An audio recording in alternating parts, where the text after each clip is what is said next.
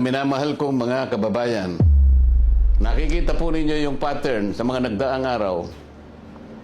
Mas uunahin po nila yung tao na nagmamalasakit sa inyo para palitawin natin ang katotohanan. Ngunit yung taong nasa likod ng lahat ng kasalanan ito ng pagnanakaw, hanggang ngayon ay wala pa po silang ginagawang pag-uusig.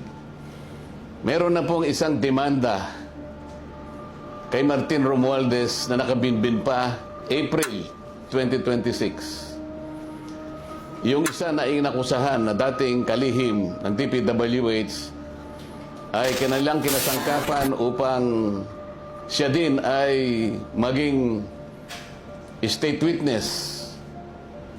At siya yata ang gumawa ng paraan para ma-discharge siya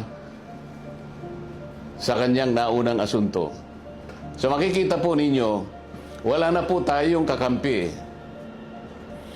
Ang kasalanan ko lamang po yung paglingkuran kayo, kung kasalanan pong matatawag yan. Na humarap sa kanila ng buong tapang para sa ganon ay malaman ninyo ang totoo.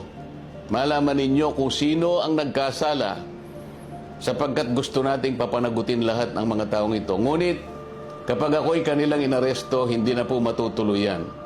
Akala po nila ay maililibing ito sa limot.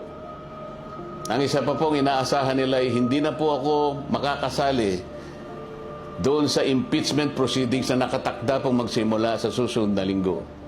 Sa mga tweet, 2 ibon sa isang putok, mga kababayan. So talagang maliwanag na planado po ito, mga kababayan, kasi 2 linggo bago nagpahayag ang ating ombudsman, sinabi na rin ni Ping Lacson na tila siyam pa na senador ang makukulong. Parang alam na niya ang mangyayari. Gaya po ng nauna ko nang ipinahayag sa inyo. Alam kong gagawin nila ito. Alam kong aarestuhin nila ako. Alam kong ikukulong nila ako. Ngunit hindi po dahilan yan para tumigil ako sa paglilingkod sa inyo. Kasi po iisa lang ang paraan ko upang paglingkuran ng taong bayan dahil sa pagtitiwalang ibinigay nyo sa akin. Malit na bagay po ang sakripisyo na aking haharapin.